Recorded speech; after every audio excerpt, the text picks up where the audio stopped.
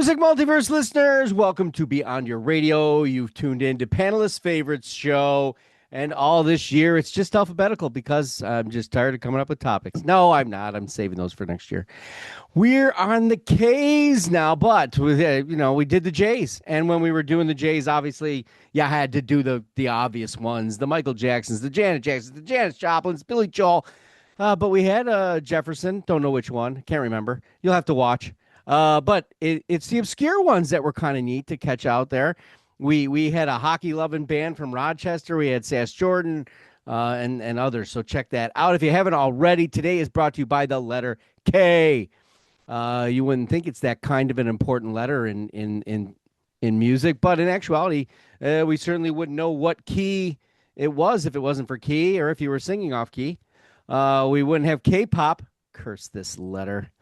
But we still have the kettle drum. Yes, because without that, I don't know if some musicians on the beach coast would have survived without the kettle. And we got the anthem thanks to Francis Scott Key. Yes. Yes.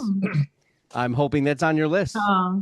Absolutely not. No, of course not. He didn't really produce anything. He was a one-hit wonder. Yeah, terrible album. Didn't he write War? What is it good for? I don't know.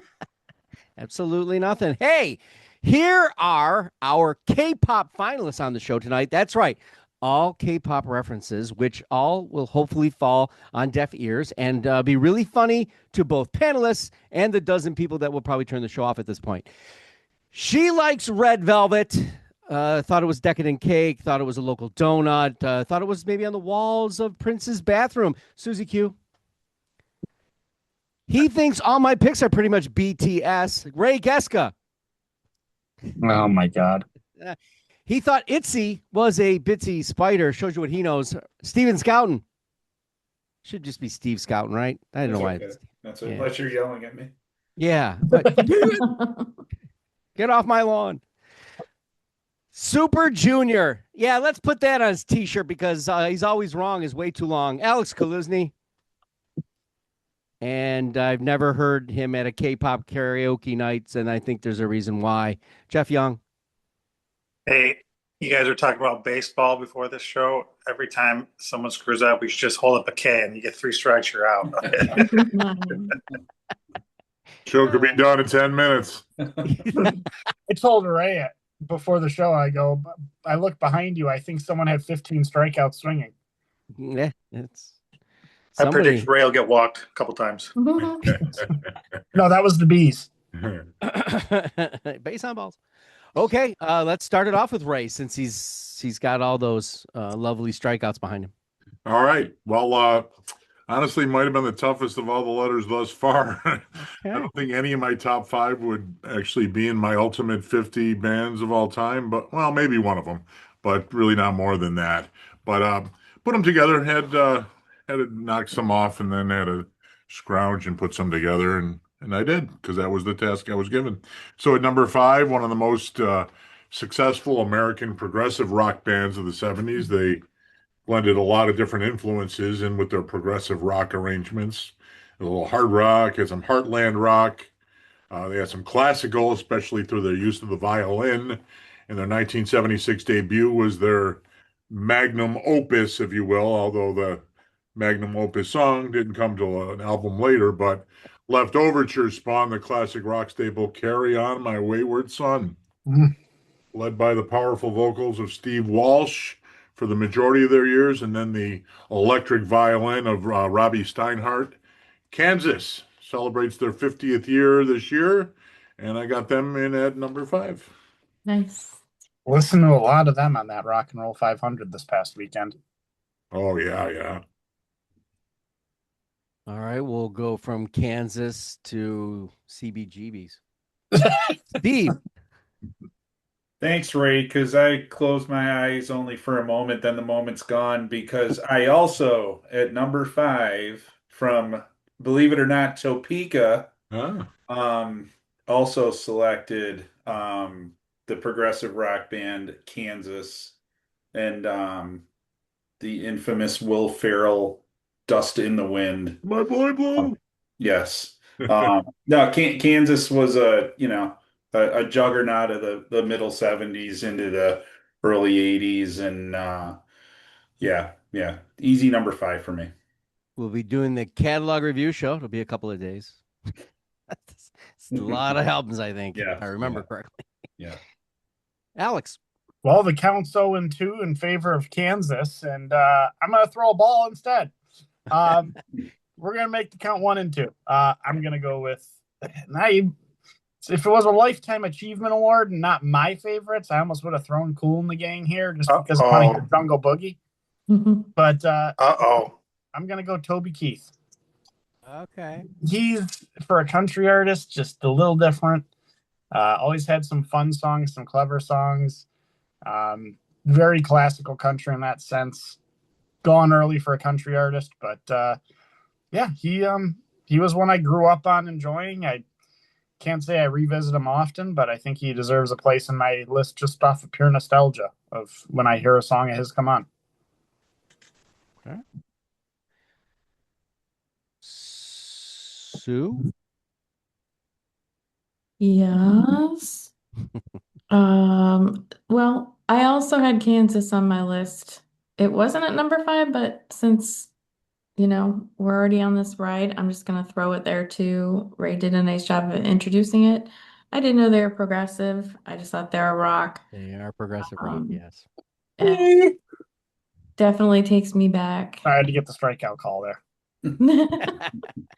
But yeah, really good band. And I don't know where I was traveling and we were listening to them in the car, and still a good listen. And yeah, Dust in the Wind is an awesome song.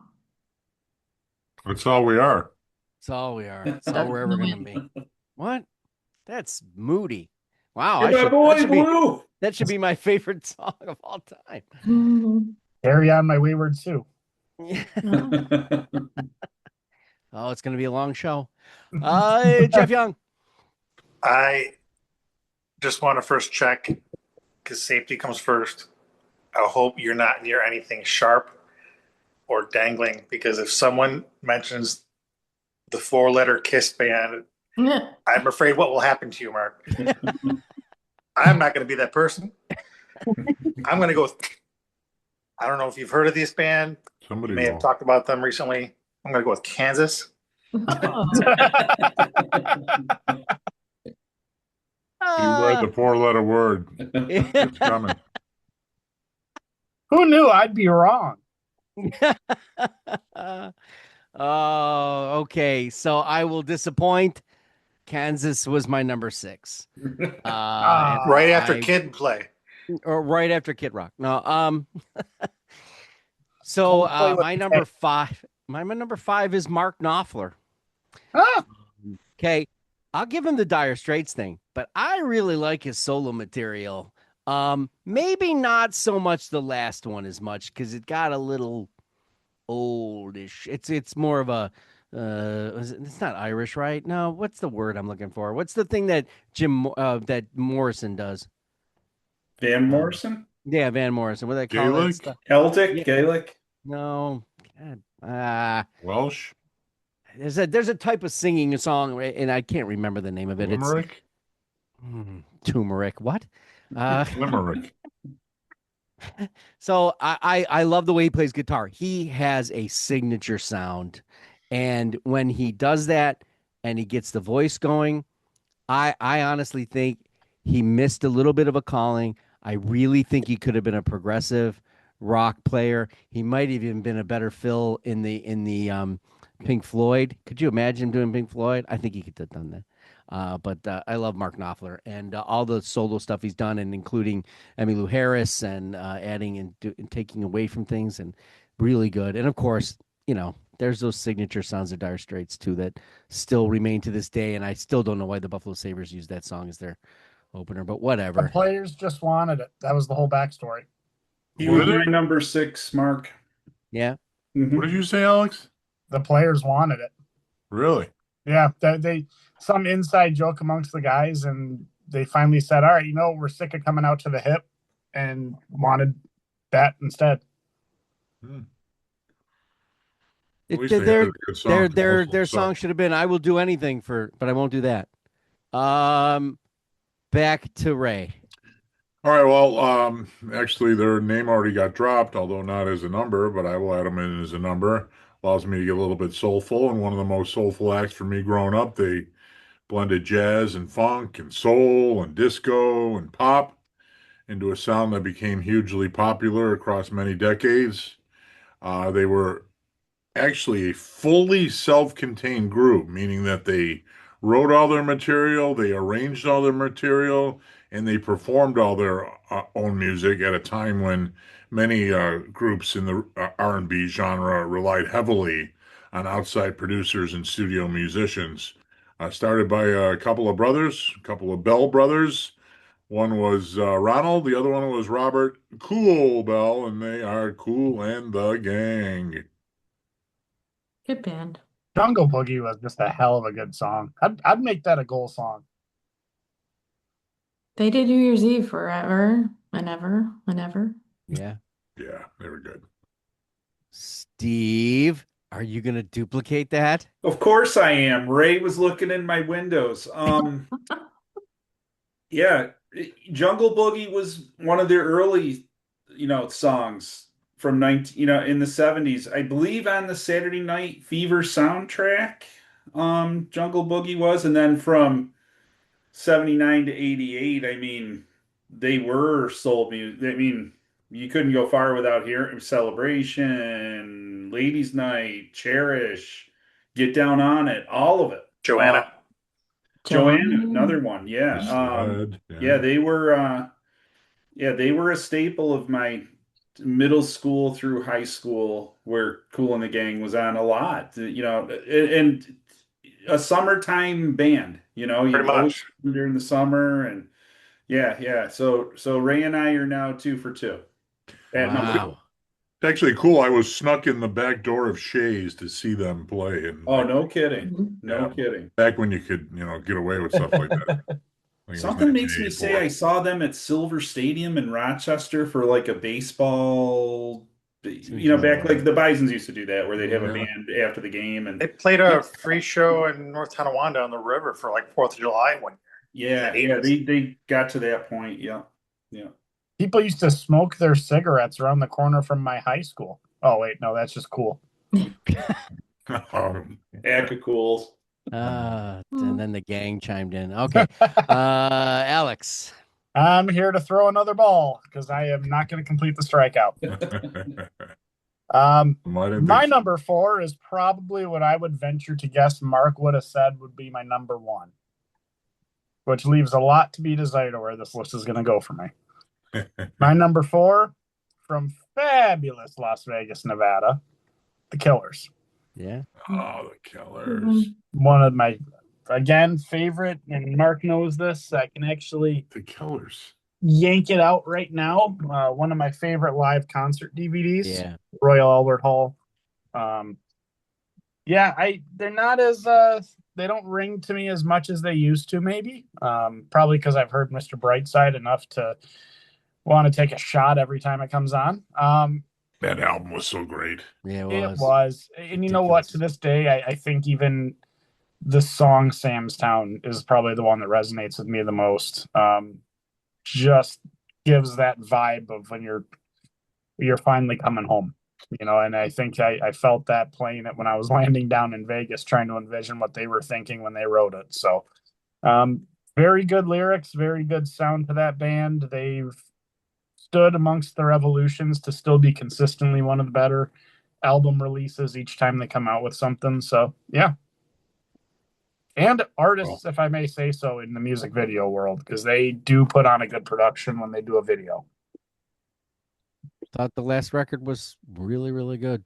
Vocals, everything. He's one hell of a singer. Soup. So, this lead singer showed up on my feed a couple weeks ago, a couple days ago, something like that. And so reminded me of them. I wouldn't say that I necessarily listen to them on rotation these days, but I have to give it to this band from the 90s. I got to see them in concert um, with uh, with Rob Zombie, and it was a perfect pairing. Aside from Meatloaf, Korn, they were incredible. It was just a jolt to your system from beginning to end. Um, and I was oblivious to what Jonathan Davis was going through. He apparently was heavy into the meth. And so the video I wound up seeing was him coming to terms with that and sobering up, and had a lot to say about that. Interesting guy, really good band. And they fit in perfectly, I think, for the 90s. So gotta go with Korn. Still going today. Oh yeah. You get pieces here and there, but yeah, when there are a few bands that when the song comes on, you know exactly who it is. Yes. Very, very distinct sound. Yes, yes. Jeff Young. Well, I would like to pick Tom Kiefer for just Kiefer Band, but doesn't really rate, even though he was great in Cinderella. And I would pick Kid Rock, but who really cares? And Mhm. actually, he's playing this Saturday here. And Oh. but I think even though I like Cool and the Gang, I think I'm gonna wind up just going a little bit off the grid and picking maybe the best of his genre, which is a little out there. I'm gonna go with King Diamond. Mhm. Hmm. Yeah. A lot of people try to do what King Diamond does, but nobody does it quite like King Diamond. And um, yeah, just it's metal, it's theatrical, Mhm. it's stories, it's storytelling, it's a wide range of vocal gymnastics in some respects. But I mean, they don't have a guitarist you can name off the top of your head or a drummer. I mean, most people don't even know King Diamond's real name, and it doesn't matter. They, like they've got their certain group of fans. Some people will see them and enjoy it temporarily and maybe never go back to it. But what he does is he kind of created that whole genre and just stuck with it, and just I mean that's what it is. If they were to ever make an R-rated Disney animated film, I would want him to be the bad guy. He would be phenomenal. My brother, when we used to play road hockey, he had a mask that he painted like a King Diamond, one of the King Diamond faces. It looked awesome, and he regrets today that he actually doesn't even know where it is. But we had to Oh, actually did a really good job with dang, it. dang. All right. Before I get to my number 4, I'll give you Jeff Crichton's number 5, King Crimson. Ooh. Throughout their long-time career, this band epitomized everything experimental throughout their vast library. The obvious genius of Robert Fripp was the anchor, but from their epic debut in the Court of the Crimson King, probably the most recognizable cover of all time, in Prague, they released in what, 1969 through 2003's The Power to Believe. This band pushed the boundaries of creativity. All-star musicians Greg Lake, John Wetton, Tony Levin, and Bill Buford, and Andrew Ballou, obviously, and their two greats the band. And Jeff actually got to work beat and 3 of a pair. So Full count to Mark. 3 and Give him his 2. number 4 too, right? oh yeah, his number 4 now. His number 4 is Tommy Keene, a Hmm. great pop singer, songwriter that began in the early 80s. Keene released 12 studio albums, 4 EPs, 3 live albums. Sadly, he passed away in 2017, but the legacy of really great music was left still for us. It's jingly, it's jangly, it's power pop music like I do. Um, if you like jingle, like I do, like he does. You've never heard of Tommy Keene, you should stop what you're doing and go listen now. Okay, see you later. All right. Well, we know what your last 3 Ks are. What? No. Just So talk really loud, and we'll lip sync for you. my number 4, Diana Krall. I vocal wise, delivery, piano, structure. She's made a few albums that seemed easy to me, but when I first heard her, that that's how it should be done. That's this rock, jazz, R&B kind of thing, and it didn't sound too R&B, and it didn't sound too jazz, and just smooth. And obviously married to Costello. That story is really interesting. If you ever get a chance, he talks about it with Elton John on Elvis's show that Elvis used to have, and I can't remember what it was called, but I have everything from her, and when she takes some risks too, those are kind of cool to hear. And unfortunately, in that's where my King Crimson got bumped, and because I listened to a couple of the albums, and I tend to get lost sometimes with Robert Fripp, and he's just too smart for me, and that's pretty much what it boils down to. And I'm still trying with that. I really love them. Certain albums, that there's other albums I'm just sort of like Emerson, Lake and Palmer, where you get a little lost in it. But Diana Krall is a wonderful live performer. that I've never seen. And my first experience with listening to Diana Krall was in Saratoga Springs at my boss's house. It's the first time I heard her. Yeah, I saw her at UB. She was wonderful. And now let's get back to Ray Geska for number 3. Yep, it's time. You knew that they were coming, whether you wanted them to or not. It's that time. It's a band that was far and away my number one band when I was 12 years old. I remember getting their albums on my birthday and under the Christmas tree. We would dress up and we'd imitate them in my buddy's garage loft. None of us played instruments aside from my drummer friend, but we all played air guitars oh so very well. One of the most recognizable and commercially successful hard rock bands ever. Early albums sold modestly, but their reputation as a live act exploded. Breakthrough came in 1975 with the live album Alive, which turned their songs into arena rock anthems.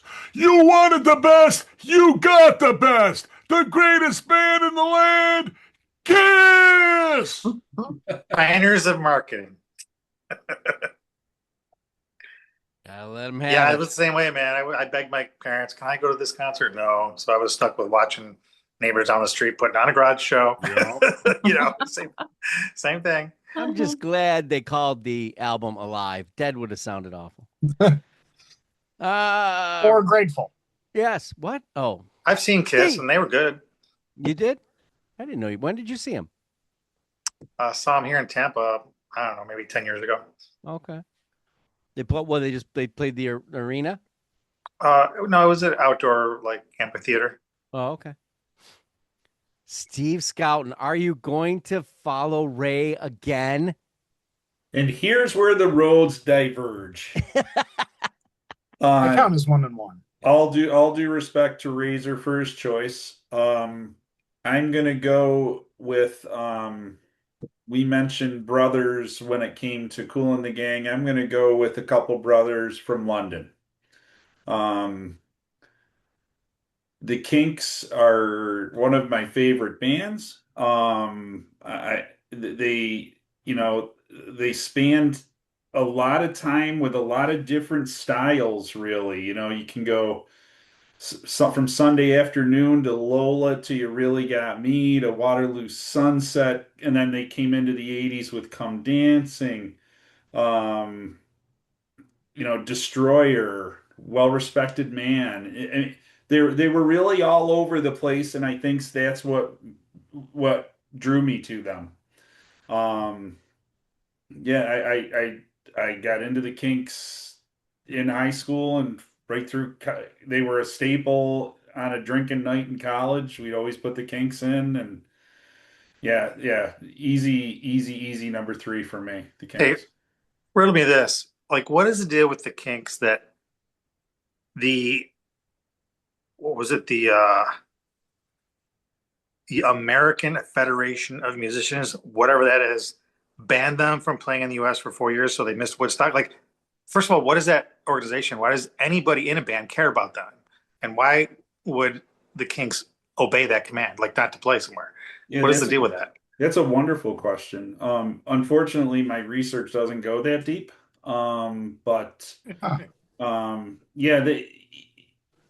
I can't speak. I mean, I know that we're known They're for very not outspoken. They easy were to deal very with. outspoken. That's a very guys. good Crichton question. There was a lot of fights in the backstage. They would fight each other on Between the stage. There was brothers. a lot of shit going on, like Yeah. any other true metal or true rock band, Yeah. They were infamous for not getting along. And not that that's uncommon with brothers in bands. Yeah, they just had a few kinks to work You out. look at Oasis, look at the Black Crowes. So yeah, I don't know. It's a shame that happened. Because I think they would have been a wonderful addition to Woodstock. Jeff Davies. Okay, so one of the promoters is part of that group, and that promoter was pretty heavy, I guess, in most things. So poor ticket sales was another reason too, apparently, in all this. But somebody wielding heavy influence. Yeah. Listeners, don't forget to watch Monday night when we talk about the Rock and Roll Hall of Fame and go right down this same road. yes. What happens is they sell the tickets, and the band was notorious for not going and being belligerent to the contract of things and falling off. It happened in San Francisco. It happened in another area too.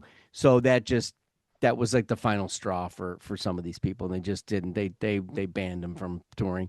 They said that. I don't know if they could make it happen if somebody wanted to have them and flew them in, but basically when these bands came in at that point, you stayed in the US. You didn't keep coming back and forth because it's too expensive, right? So I mean, it's probably not important that we get to the bottom of it, but I'm just curious. Yeah, that obviously the number one reason they were just horrible to each other, and how they have been this long is insane. In all honesty. Sue. Me. Alex. Oh no, Alex, sorry. Yeah. Well, first I drink, then I smoke. No, I don't. But it is hard to lose your mind in Detroit Rock City. My number 3 is still not them.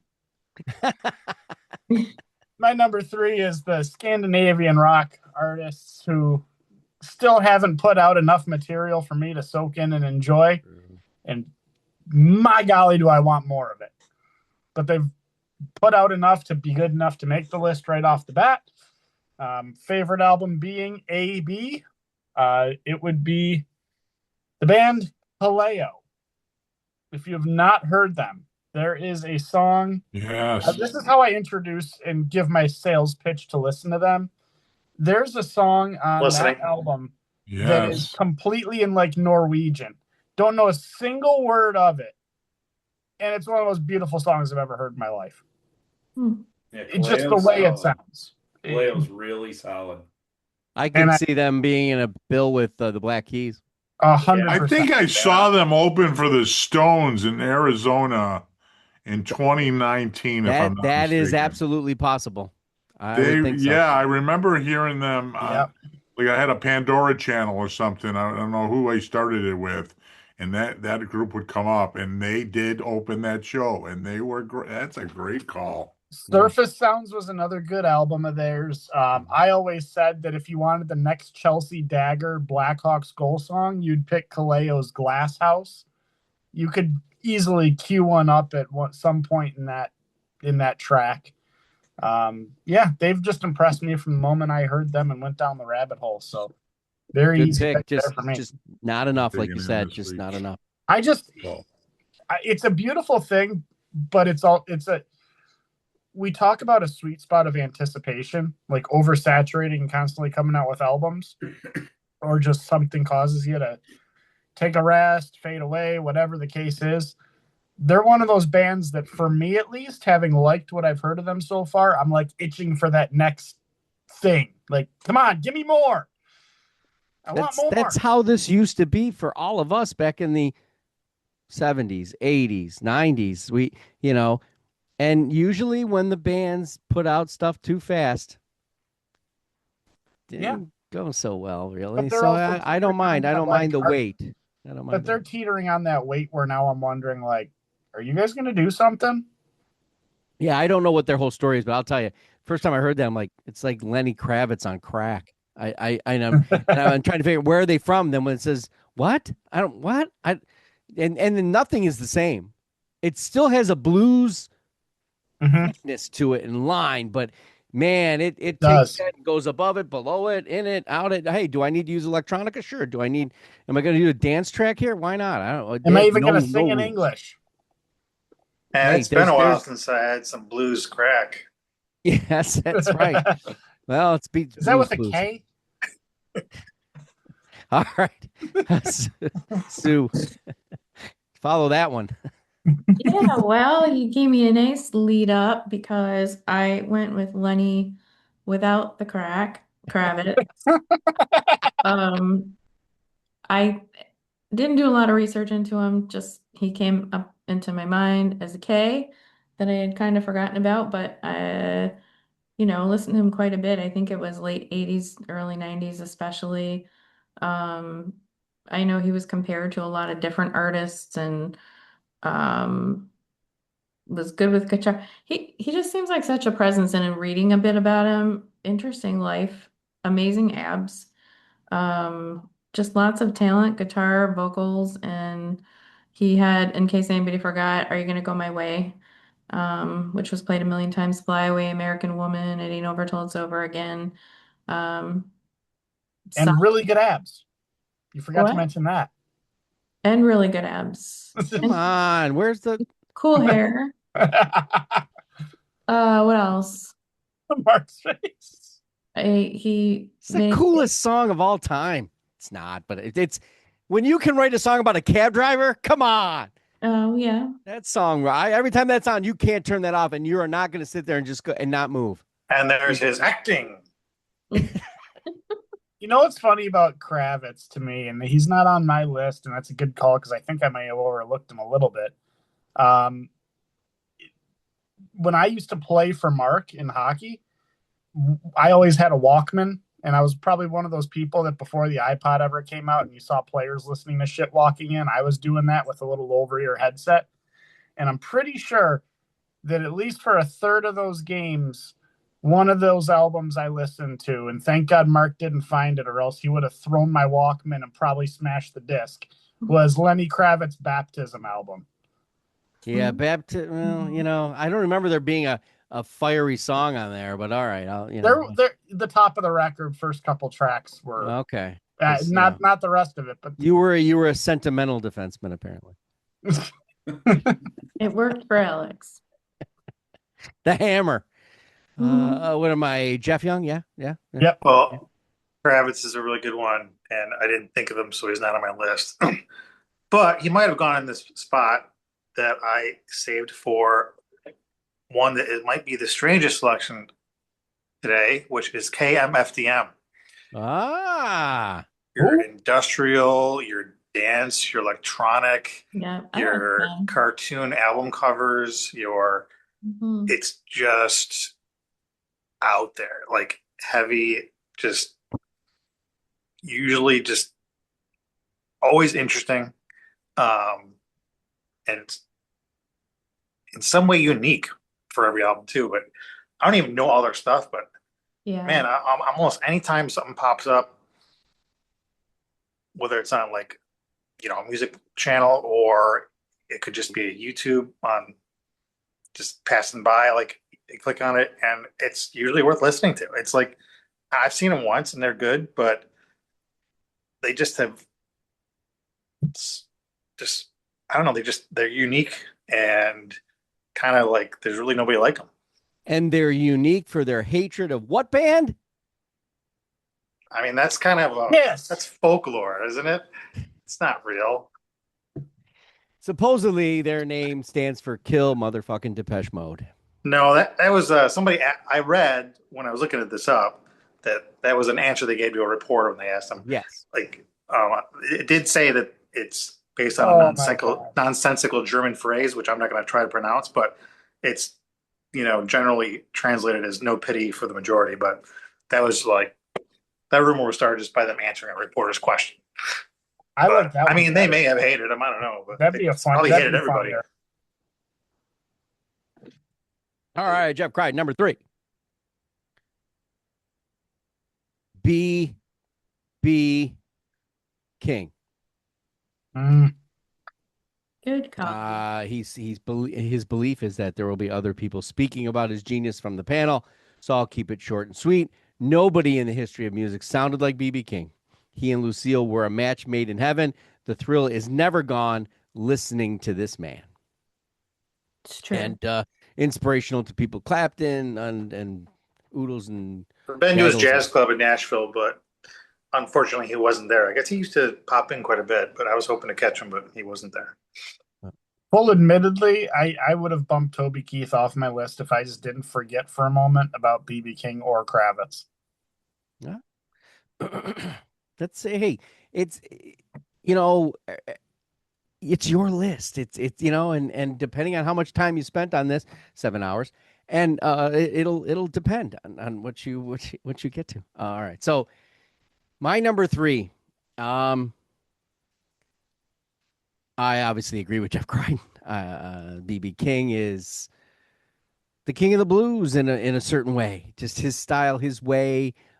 He made it a little bit more inviting to us normal folk, and he brought it with a little bit more. I don't know, just sounded bigger, acted bigger. Well, he's a bigger guy, but just all that he's responsible for after that, and the people that are influenced by him, and the way he played, but the vocal. A lot of this blues stuff gets a little samey sometimes if your vocal doesn't make that connection, like John Lee Hooker and B.B. King and Robert Johnson. You need that, and I think he had it in spades. And obviously, long career, gaggles of albums, and he made my list. Easy. He was. I knew he wasn't going to make number 1 or number 2, but this blues wise, obviously on the Jays, I had the blues guitarist as my number 1. So When are they making a movie about him? Who's going to play B.B. King? Oh, I don't know, but man, they got to do Samuel that. L. Jackson.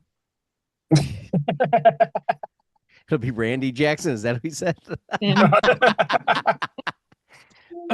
No, if it was Samuel L. Jackson, I don't know how many times B.B. King ever uttered "motherfucker."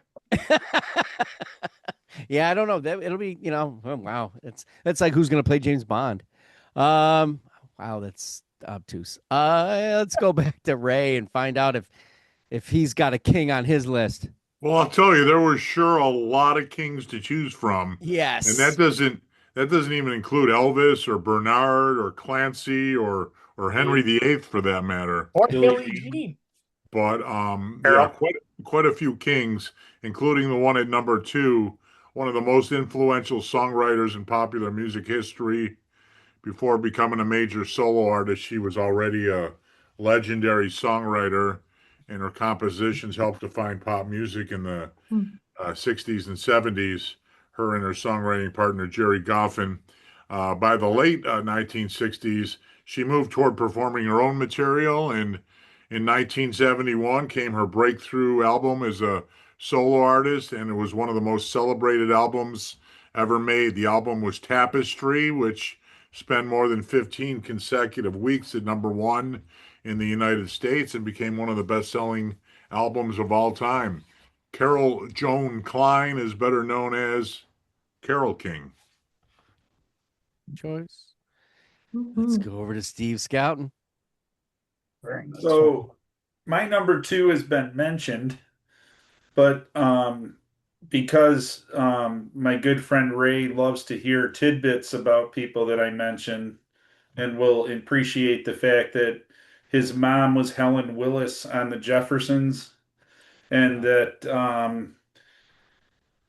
also, to go back to my youth, one of my favorite memories of this guy was when he did a Gap commercial with one of my boyhood crushes, Sarah Jessica Parker, for Gap, where he mixed Are You Gonna Go My Way with Lady, and was just cranking it in the commercial, and you add that to Fly Away, and maybe my favorite, Let Love Rule, which was right off his debut album, is the title track. best male rock vocal performance 4 consecutive times at the Grammys. It's Lenny Kravitz. He's my number two. He's rock solid, and now that I've seen Pearl Jam, has climbed to the top of my I need to see him before I'm 6 feet under at Mount Calvary list. Ah, Was that where you're going? I'm going somewhere. That's probably some of me will be there. Some of me will be rolled up in a joint for you. Oh, whoa. wow. Yes. Did not have that on my bingo card tonight. We were looking for that. Thank you. Yes. Phew. No. Ashes. The ashes. Oh, I'll righty miss then. you. Wow. The answer, my friend, is apparently in that joint. Alex. Well, the night that happens, I know Ray will be rock and rolling all night and only part of every day. One of the best misheard lyrics in the history of music. It is Still Not Kiss. My number two, as I've been previously mentioned before, it's funny because they came up this week in conversation actually with Jeff and Mark, because I didn't know the bassist by name. But then as soon as Mark mentioned it to me, I went, holy shit, they really do have some good bass lines in their songs. Why have I never even focused on that or paid attention to it? My number two is with Sue, Korn. Cool. Very they're a band that honestly as a kid when I was a kid in their prime of when they were really cranking out their most popular stuff, wasn't a band that I was really heavily into. The heavier side of music took me a minute to mature into it, but man, there's some days I hear Falling Away From Me and I just got to start doing one of these in the car or something. Sometimes that song just, the deep bass lines again. I think that band stands out to me more for that than anything. And then also being a Buffalo Bandits lacrosse fan, the whole reason for the bagpiper that comes down is because of Korn's song Chutes and Ladders. The only band I know who can make nursery rhymes sound heavy. So, yes, Korn at number two for me. Okay. It's Sue now. It's me now. So my number two, I am going with Alicia Keys. Oh, I think I spoke about her on a show a while back, but she's an amazing pianist, and I think she was at least semi-classically trained. She started writing lyrics early, like 11 or 12 years old, as I recall. And I think, got into the studio soon afterward. But I just love her style. Was it Songs in A Minor was her debut. I looked up, I think that sold like 12 million copies. And I think overall, I think at this point she sold like 90 million albums. I don't know how they keep track of that anymore with everything going on. But anyway, you know what I mean? Like, how can they know? But anyway, I love her delivery. I love her soul. I have no criticism of her. She's somebody that I would have loved to seen in concert, but um, especially during the earlier years. But I always wish she would have gone even more grittier and bluesier because I think she could do it. But yeah, I Alicia Keys. agree. Yeah, that's a very good song. Platinum in the U.S. So 7 million copies in the U.S., 12 million worldwide. Okay. Thank you for clarifying. Fact checker. Well, the 12 million, I was like, I don't think it sold 12 in the U.S., but I never said the US, just to be clear. I wanted to know. Yeah. Jeff Young. I feel like if you were walking down the middle of the street and looked towards the gutter and you saw that clown from Hit, you'd say, move aside because the noise coming out of that would be the chunky slap bass of Korn. And Korn is like they're kind of like the beginning of new metal, like incorporating some of the the hip hop tools, like just the cadence of the way the lyrics are done and Mhm. real heavy bass. And Korn for me is one of those bands that and there's a few, but it's like you hear what maybe the first time you heard them were on the radio, but then when you actually dive into their albums, there's just so much more to them. Um, and they just have a lot of good tracks. They're unique. They're their own, and I think they've influenced a ton of other bands. Oh yeah. Yeah. Yeah, just really good. We always talk about, I know Mark's wanted to do the show, and we did a brief stint of the series Band or Brand. Korn falls into that where you have to contemplate brand. I will admit, as someone growing up in an era where concert t-shirts or band t-shirts were a fashion statement, Korn was a lot of them to the Well, they had weird good crowd, sort of especially. marketing too. Like they had good art. They had Mhm. like their t-shirts were cool. They had actually so their videos got a ton of play on MTV, and they had some real actually good videos worth watching. Mhm. Yeah, If concert t-shirts jump the shark at some point, I'm doing something terribly wrong. I think I buy one every week. well, I'm I talking used to like do the same thing. I I'm have talking concert t-shirts in the sense though that like I'd see kids wearing them and I'd be like, do you listen to that or did you buy this to wear it because it looked cool? There's more concert t-shirts in this house than there are blades of grass in my lawn. good for you, which that's the way it should be. I started that, and then they got up there in price so bad I couldn't. Oh, they're awful now. They're terrible, but I can't. Hey, I'll tell you what, That's my crack habit. the Metallica concert shirts are very high quality, man. I'm telling you that. If you're going to buy any concert t-shirt, get one from Metallica if you go see them because you will not be disappointed. Well, that's Egyptian cotton right there, my friend. That's good stuff. You know what's funny though is like I'll look at bands stuff on their shop before I would go see them and like just see like, hey, can I buy this later on? And if I see a duplicate, sometimes it's way cheaper. Oh yeah. Although you want a good weird merchandise of a concert thing, me and Mark went to go see the Wombats. They had a stuffed wombat, like a stuffed animal. Oh, Mark, no. how much was it? Like $65? Yeah, I didn't see anybody leaving with those. What do they got, like a taxidermist on the side? Yeah.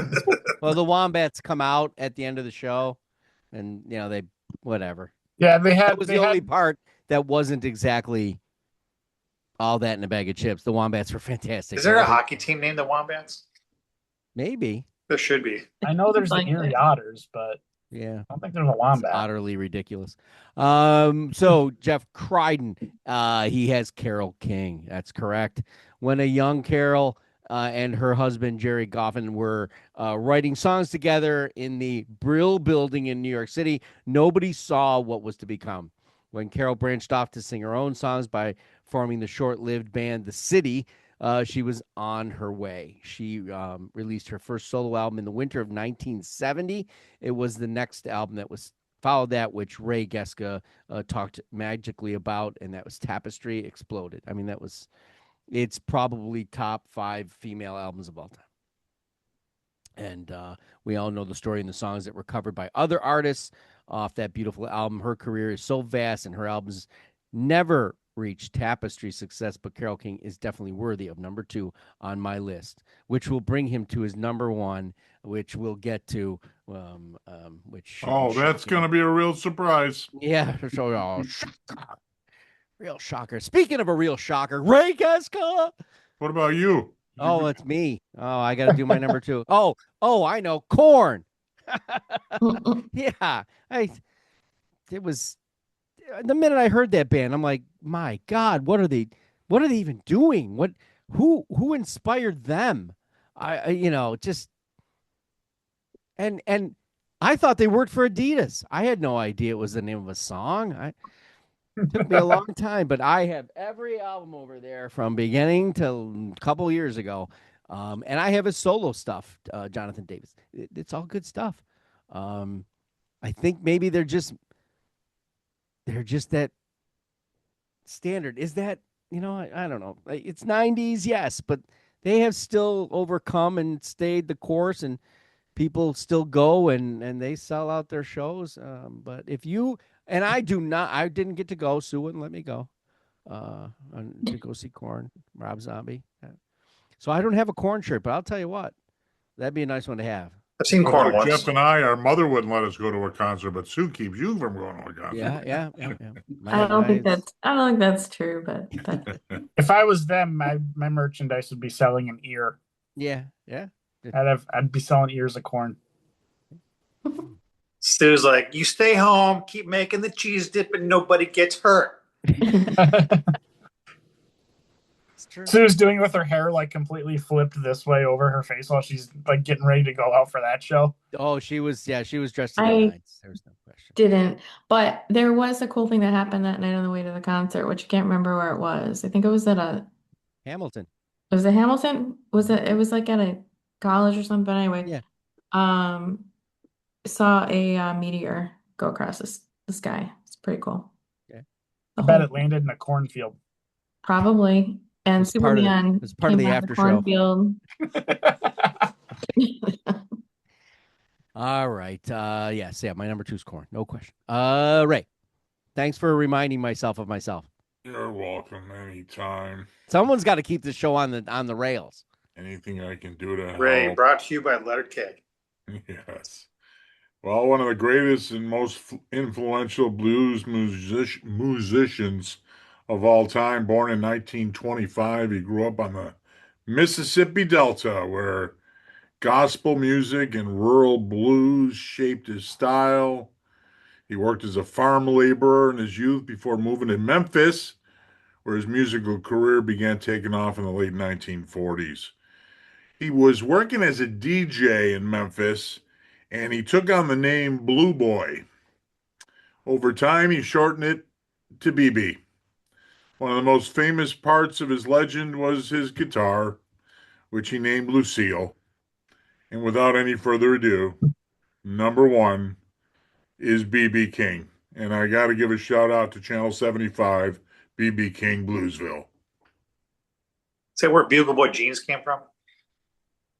I don't think so. Doubt it. But thanks for that. It's kind of a serious question, actually. Was it? Okay. You got some serious questions. Yeah. Or as Steve said, that is a really good question. But I don't have an answer.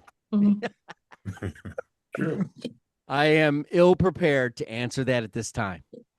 That was a well thought out, lucid question. God. Steve, scouting. So the roads converge. Yes. In 1951, he wrote 3 O'Clock Blues. 50 years later, he did Riding with the King with Eric Clapton. 2 years before that, he did When Love Comes to Town with U2. He is an icon in however you want to slice it. I had the pleasure of seeing him. Nice. I think somebody a little wider than Samuel Jackson should probably play him in the movie. But the thrill is gone. I mean, gosh, the guy's a stud. BB King, number 1. As soon as we were doing things by letters, I knew what my K would be. And the thrill ain't gone. No, it doesn't. That's one of those concrete songs. It'll stand the test of time. So Best chair-ridden entertainer of all time. crazy good. Crazy good. Like to see that's one of those shows. I'm just glad that I had the opportunity. I went with my parents, and I'm just so glad I had the opportunity to see him. And later in life, much later, and I mean, I want to say, oh gosh, 95-ish. I had just moved here. I think I saw him at Art Park. Just one of those things I'm just glad I can say I saw. So Wait. That's kind of how I was with my mom and parents taking me to Humperdinck. No. Oh, Alex. Steve, I swear you must not have seen enough of those Samuel L. Jackson Capital One commercials. He might be wide enough now. What's in your wall? That's Actually, true. there you go. It could be the basketball Capital player. One with Get it. Barkley. Yeah, get Barkley. Yeah. Is this really a chair? I don't. Ironically enough, Barkley. What and does BB Samuel L. stand Jackson for? did. Why are there 3 Bs now instead of 2? Man, you pull up a letter for your waist size. Now, my number one, man, from an iconic singer, the blood, the pyro, the tongue. My cousin was inspired by guitarist Ace Frehley. My number one is still not Kiss. My number one is actually a family. The brothers and cousin Followill. We talk about blues enough. I think these guys have a little bit more of a, not blues, but a rougher sound that reminds me of them in a way. Little folky. Also, I mean, a Tennessee band, so they've got the southern element to them, which I really think is what shines for that.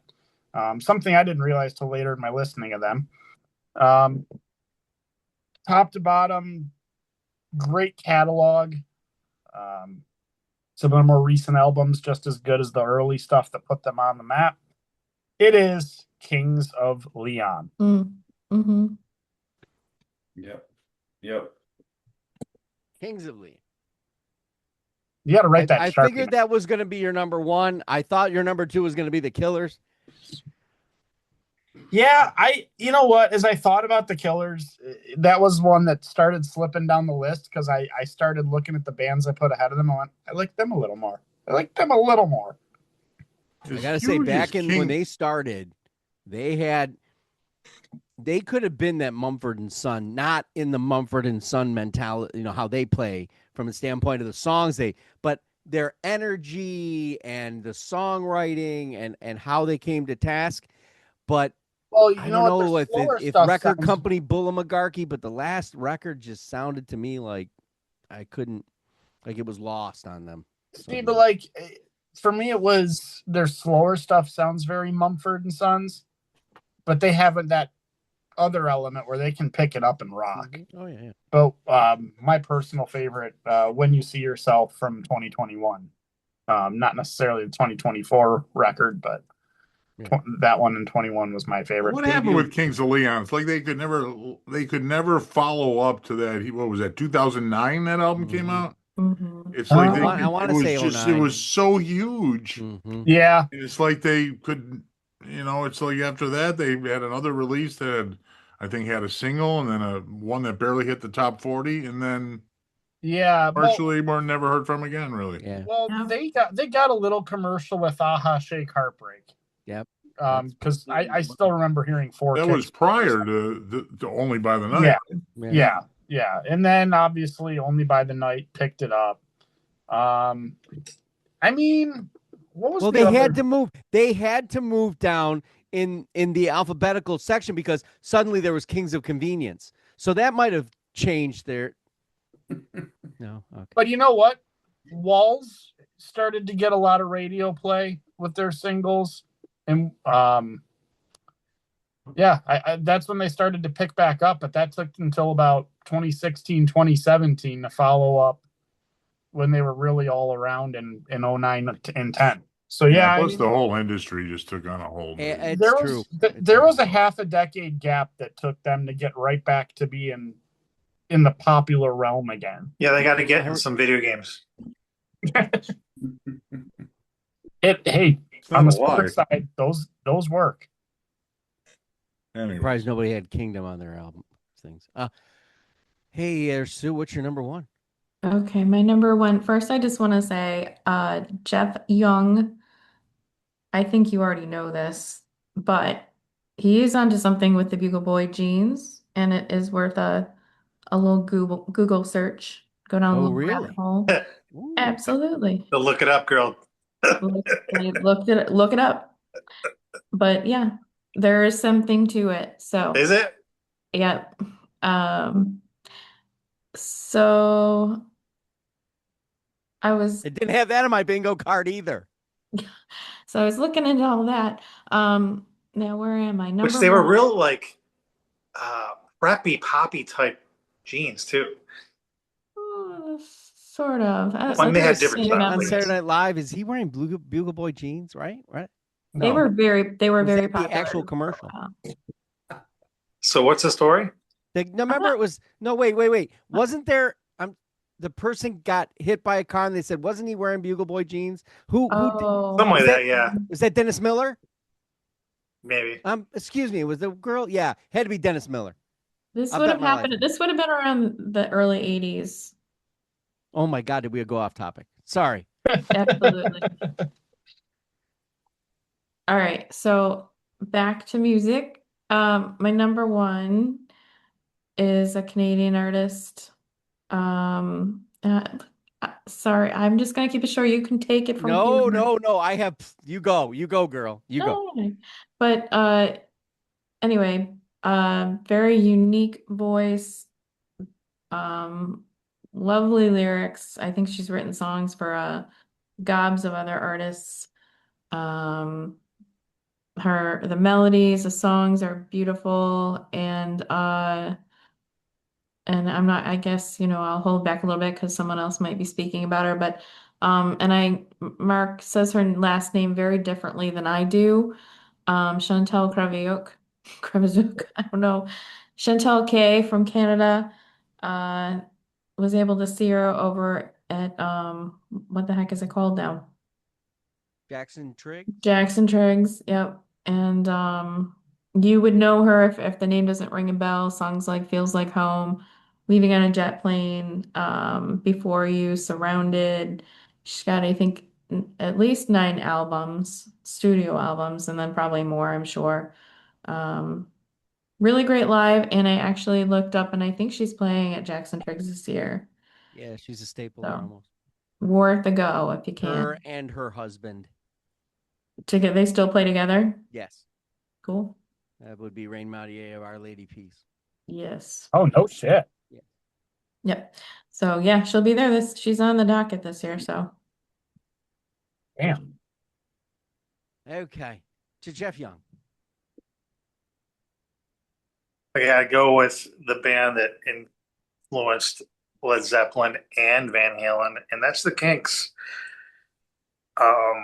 Ray Davies, did you know that he denied Weird Al Yankovic his request to parody Lola as Yoda, but then later relented and admitted that it was a funny parody? Um, And he beat him up in the parking lot later. but yeah, I mean, they were kind of like the first, the very, very beginnings of, hard rock or metal or that type of stuff. And they were one of the first bands, I think, really in the rock genre, even though it wasn't really a genre at the point, like at that point, maybe, but to have like storytelling albums, concept albums, and um, a lot of their subject material was really from what they knew. It was more like about life in Europe or British life, not has nothing to do with like LA beaches and cars and things like that. Party, it was just all the stuff. It was all about them and what they knew, which was I thought They was named good. one of the albums that way too. So, yeah. But Yeah, even though they didn't land my list, that was one of the first bands I thought of when I thought of the K's. That would make sense. It's kind of an odd thing. So I'll let you know that now that Jeff Crichton will not be disappointed because he said, I'll be very disappointed if no one else has this band on their list. And that's obviously not the truth. Everybody, a lot of people did. Their songs are strong and timeless. The Kinks are my fourth favorite band of all time. I could go on for hours and hours, but he's not on the show. And there it is. Yeah. So he's seen them 16 times. Davies is a great songwriter and frontman. Brother Dave Davies is one of the great guitar players in history and invented that riff, You Really Got Me, as well as All Day and All of the Night. I was shouting from the rafters about this band as a young lad until I'm an old lad. And because of his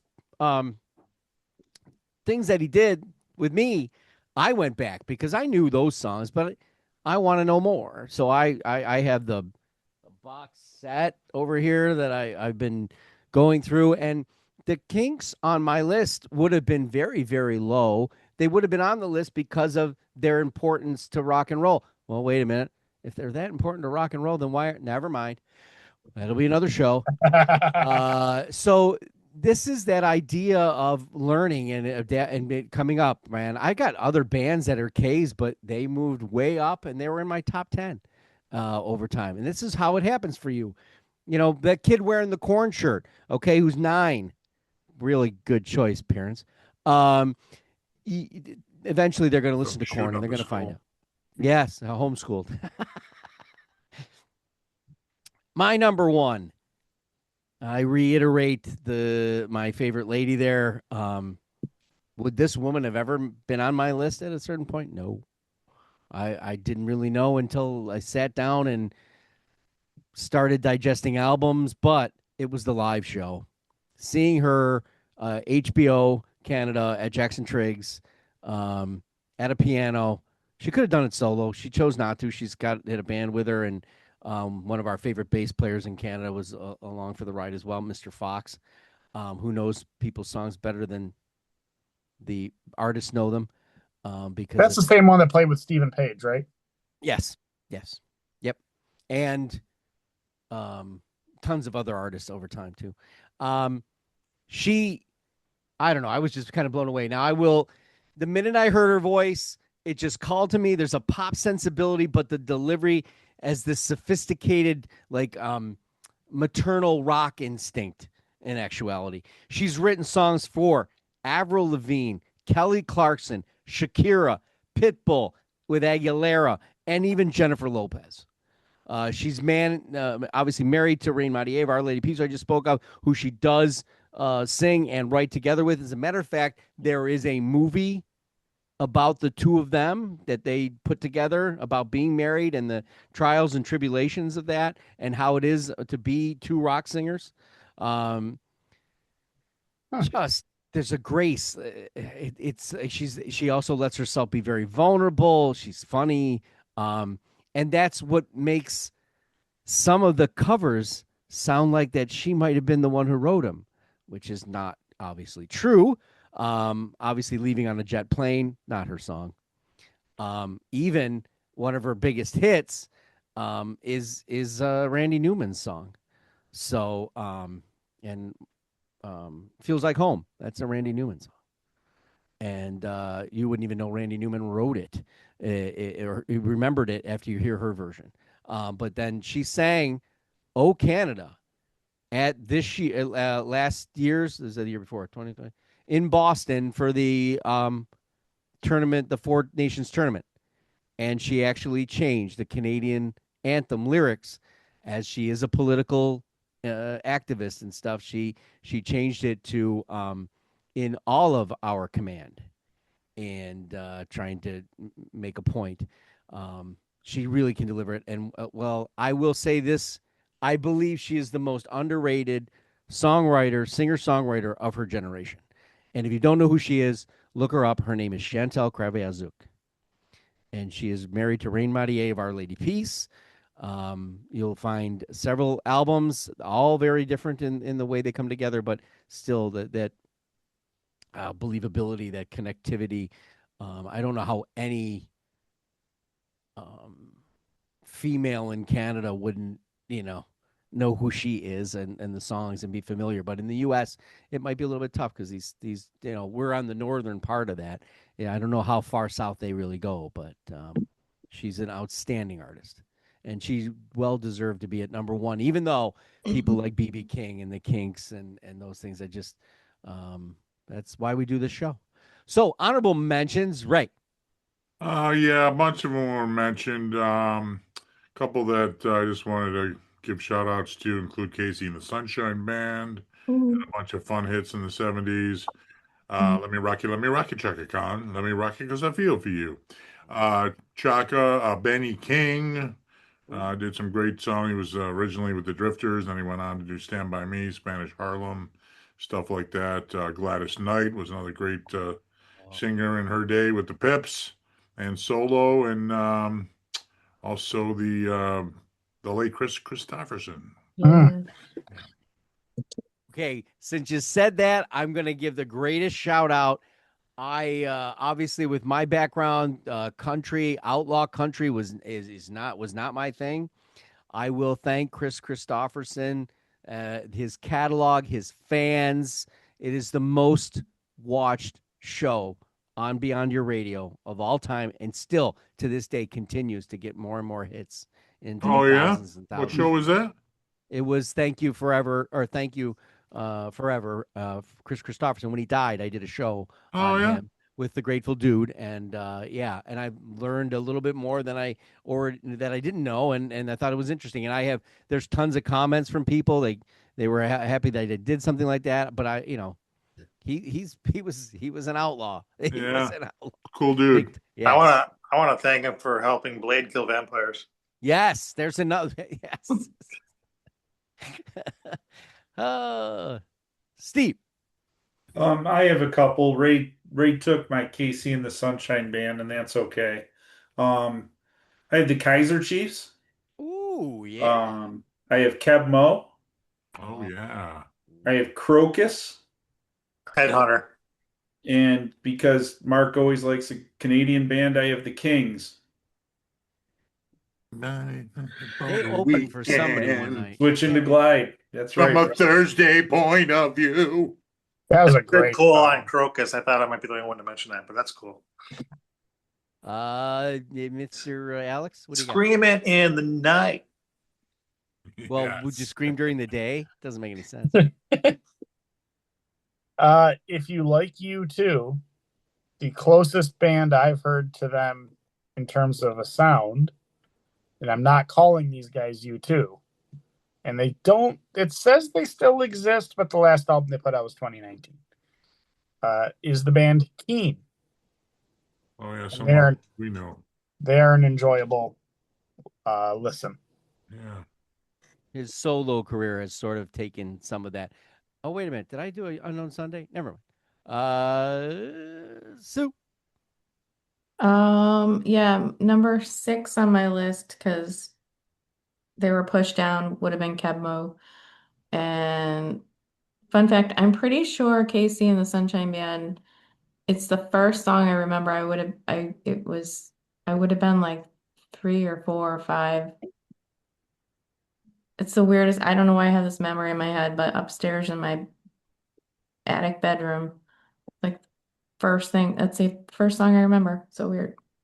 Get Anyway, down tonight. yeah. Oh, It's no. so weird. Like how weird, but there it is. Your parents scream, "What are you singing up there?" Well, I had two older sisters, so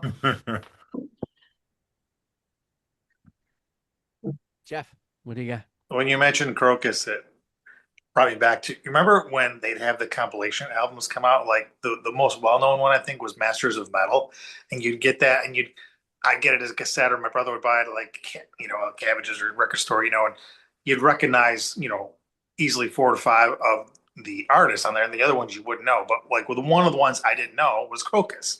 And it's like, oh, okay, that's cool. Like, so anytime Masters of Metal came out with a New Year's version, you'd be like, I'm just buying it because it's going to be something I didn't know about on there, like it was like education.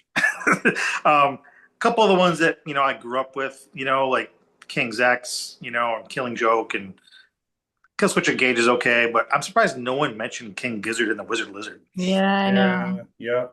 They wouldn't have been on my list, but I thought at least Mark would have mentioned it. I tried to bring it. I tried to bring it to the masses for album listen challenge, and they poo-pooed it. Yeah, I had a little trouble. They were all with it, upset but, about the guy's voice. Yeah. By the way, good call on Kill Switch. I forgot about them. Kill Switch or Kill Switch Engage? Well, Kill Switch Engage. Is it? I didn't know if there was a Kill Switching. No, I was just shortening it for the sake of emphasizing the K. Starship, Jefferson Starship, Airplane, whatever. The one Crocus album I ever had was bought by my alias in college, Pat Mathai, who would buy 13 albums for 1 cent on Columbia House, get them sent to the college mailbox, and never look back. All right, I normally do 2, and I would have done 3, but it was good that the Chris Christopherson thing already came up because I wanted to give that shout out because it still boggles my bloody mind because when I was doing that, I'm like, no one's gonna watch this, and it's the most watched thing I have. Brilliant jazz fusion band that is gathering steam, but it's not even jazz fusion. It's basically rock fusion. It's progressive rock, and then some. It's Crocofant. You can look it up on Beyond Your Radio. We've album reviewed with Crocofant. I have been a proponent of this stoner rock band out of Rochester, and it looks like it's going to be good. Might be able to see them this year. They're going to play in Rochester, and it's King Buffalo. And I don't know how they name themselves King Buffalo when they're from Rochester, but they are a heavy stoner rock band, and they do deliver. I will just obviously Jeff Crichton had Chaka Khan and Knopfler, and but he also had wow, this is so Al Cooper with a K. I do not know Al Cooper. Yeah, great blues guitarist. Okay, played organ on Dylan's Like a Rolling Stone, apparently. Or blues guy. Yeah. In 1967, he formed Blood, Sweat, and Tears. Oh, okay. Sounds important. Yeah, I'll say so. I love Blood, Sweat, and Tears. It just didn't know the band members, right? Yeah. Cooper also played French horn on You Can't Always Get What You Want, and also produced the first 3 Leonard Skinner albums. Huh. Wow. Not the guy I was thinking of. He produced the Tubes debut, which our boy the Grateful Dude loves the Tubes. That is a hell of a catalog background. Yes, he might have to be on an Unknown Sunday. Unknown as in you all know him, but you don't know him. Yes, you know, but you don't know. So I will thank the panel for joining me for the K's tonight. Yes, L's are on the way. Who's going to be the biggest L? We don't know. Well, it's probably Mimi. We're on the web at beyondyourradio.com, Facebook, Twitter, Instagram, TikTok. Sure, why not? YouTube, all about albums, bands, artists, anything we can get our hands on. Go Beyond Your Radio with us, a real music appreciation channel. Thanks for watching. Happy listening.